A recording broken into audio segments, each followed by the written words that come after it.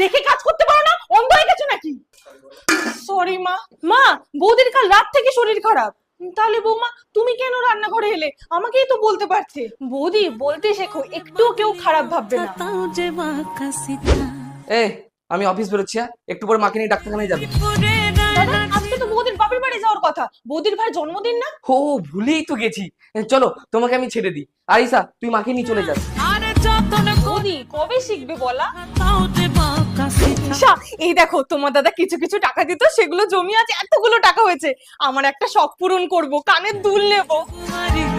ওমা, কিছু টাকা হবে, মাসে লাগবে। না না মা, বৌদি অনেক কষ্টে টাকাটা জমিয়েছে একটা শখ পূরণ করবে বলে, তুমি দাদা থেকে নিয়ে নেবে।